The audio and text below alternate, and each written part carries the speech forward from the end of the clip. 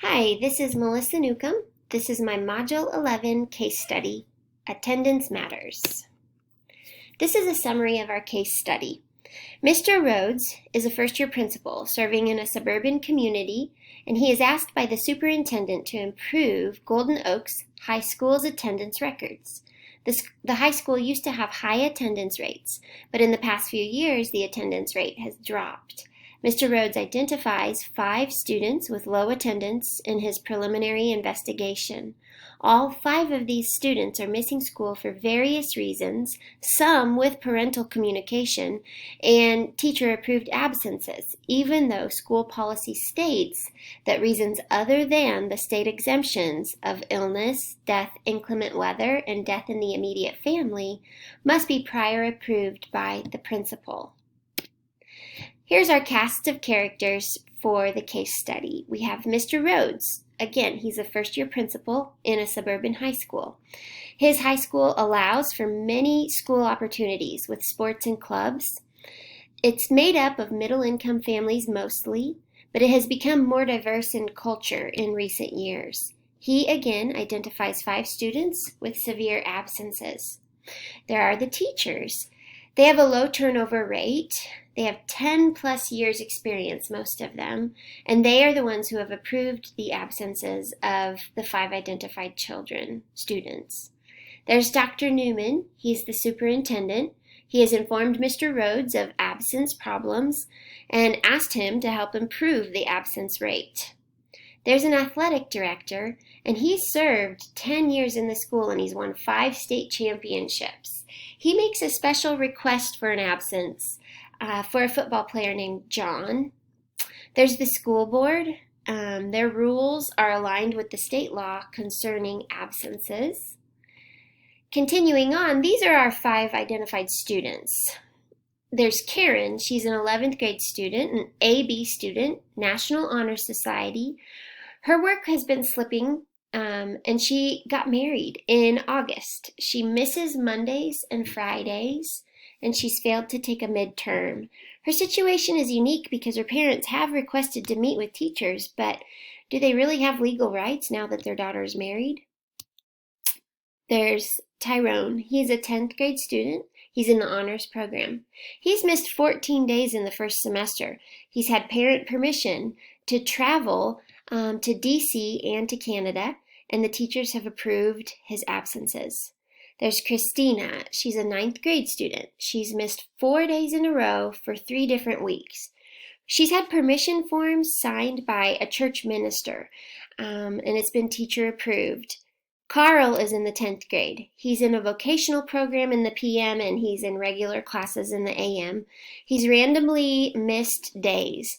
He has a truant officer that became involved in November. And the officer went to his home, and his parents do not support the attendance as being important and believe his absences are their business, not the school's. He has younger siblings that are going to come up through the school system. John is the 11th grader, and he's a quarterback, an 11th grader. He's a quarterback for the football team. He's been injured, and he has physical therapy appointments during school. The athletic director has requested that he rest on Fridays before the big games. Teachers did not report his absences. Okay, so here is a report. Is there harm to anyone? Is there any legal or ethical issues? All of the stakeholders have been harmed by increased absences, but harm has been specifically attributed to the students through a lack of academic achievements. Although the school board follows state laws for the absences, in these specific cases, the principal has not been notified to determine whether absences are excused or not, so school policy is not being followed. The school's teachers have not followed school policy in reporting or excusing the absences.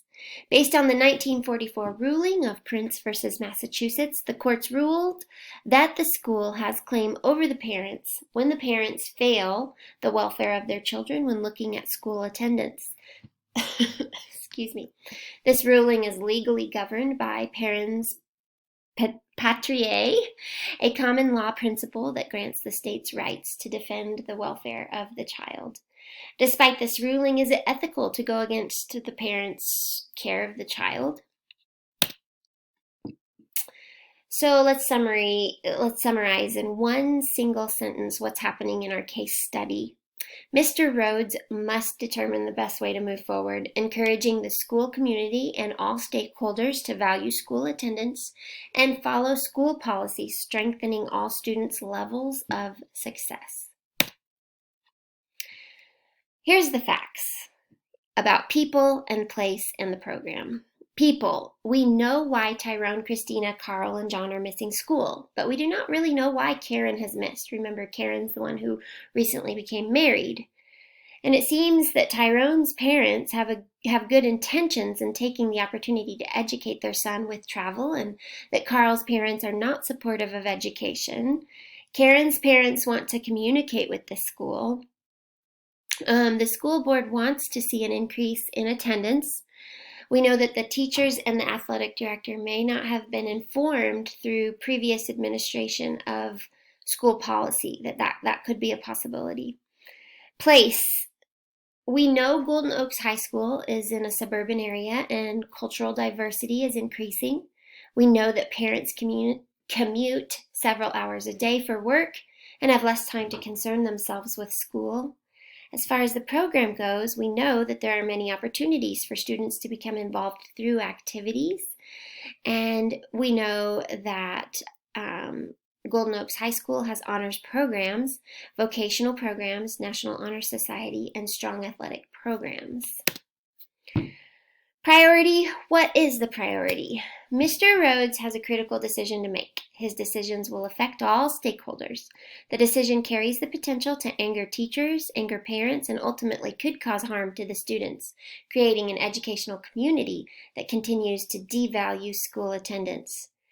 We also need to prioritize that the teachers' voices may need to be heard to gather better information pertaining to school attendance.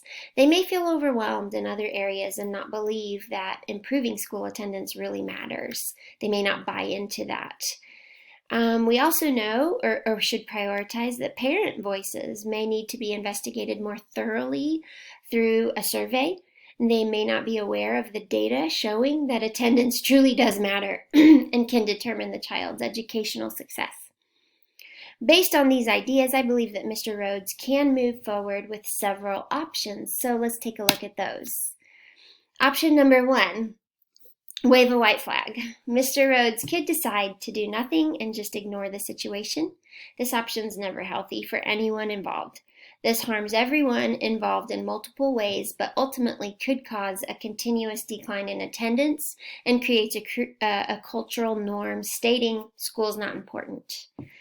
Option number 2, take no prisoners. Mr. Rhodes could determine that everyone is at fault, including teachers, parents, and students. And if everyone is at fault, he could create disciplines for everyone. Teachers who didn't follow school policy could be put on an improvement plan. Parents could be held accountable for child's low attendance, and students could be given low grades and asked to make up for missing days. Option number 3, Mr. Rhodes could require teachers to report attendance to the office, where an office administrator keeps an account of days missed and tardy. This would help eliminate any stress off of teachers in keeping records. Option number 4, Mr. Rhodes could address the staff in his building and inform them of the school's attendance policy. He must clearly lay out a plan of school responsibility when students have low attendance, and he must also clearly communicate school policy with parents. Option number 5, Mr. Rhodes could develop a team of teachers who will work together to advance a culture in the school community that places value on school attendance and is communicated through teacher and parent relationships. Here's some pros and some cons of those options. Option number 1 for pros, I feel there are none. Option number 2, he holds everyone accountable and requires action. Option number 3, attendance records are monitored and less responsibility is on teachers.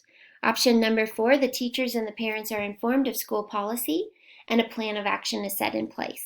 Option number 5, teachers and parents feel valued by giving input and the culture is growing in its support for school attendance. Here's some cons. Option number 1, I feel has all negative results. Option number 2 creates anger in all parties and does not create a culture of support. Option number 3, the office administration gains more work, which may cost money or frustrate office employees. Option number 4, some teachers may complain about the change. Option number 5, some teachers or parents may feel left out if not included on a team. So what's the best choice? Well, based on all of the options, I believe Mr. Rhodes should choose to combine options and follow through with option number 3, 4, and 5. I believe he could easily merge all 3 of these options to gain the best possible results. It may require more work and finances, but an office administrator could keep attendance records for the school and report that data to teachers, administrators, parents, and school board members as needed, or with grade cards. Mr. Rhodes should take that data and work with the school counselor to notify parents of low attendance and report data that shows the advantages of students gain from higher attendance rates. He should develop a program for the students that rewards high attendance. When I was in high school, we had assemblies every quarter for attendance, and they would call out the kids who had high attendance and they would receive awards. And at the end of the year, for not missing any days, they put all of those students' names in a hat and they actually gave away a car. It wasn't like an amazing car, but it was a car. It had 4 wheels and had a motor that ran. Mr. Rhodes must communicate with staff and parents, informing them of school policy and requiring them to follow through. He must value teacher input and prioritize teamwork along with collaborative efforts and encouraging higher attendance rates. Incorporating all 3 of these options together will help to create a school community culture that profits from placing an emphasis on higher attendance rates. Implementations. So choose your path. He needs to seek to approve office administration responsibility, implement program to encourage high attendance rate with counselor, clarify school policy for attendance, and process with teachers and parents through oral communication and written communication. He needs to get teacher input by creating a team of teachers who discuss attendance and who use their voices to positively influence the culture of the school community. He needs to think about, or if we think about what may happen, they may have a few teachers who complain over changes. Change is always kind of hard for all of us. Parents may complain. The office administration may feel overwhelmed with more responsibility. Who needs to know about these changes? The teachers, the parents, the students, the school board, the community. So all stakeholders need to know about this change or this plan. Determine if you can deal with this on your own with the persons involved. I believe he needs to create a team of teachers who will help spread positivity and high attendance rates and will help to give support. Another thing they could do is really encourage the students to get involved in the clubs and activities and really talk those up. That might help attendance. Mr. Rhodes must communicate the value of teamwork and that together as educators they are going to work to improve school attendance for the benefit of their students and school community. I truly believe that most educators would show support for those efforts. He needs to warn and not threaten. Mr. Rhodes must be proactive in informing all stakeholders of school policy before it becomes an issue. By clearly communicating this policy, he is warning and not threatening. Thank you so much. This was my reference to the 1944 case. I hope you all have a wonderful weekend. Thank you.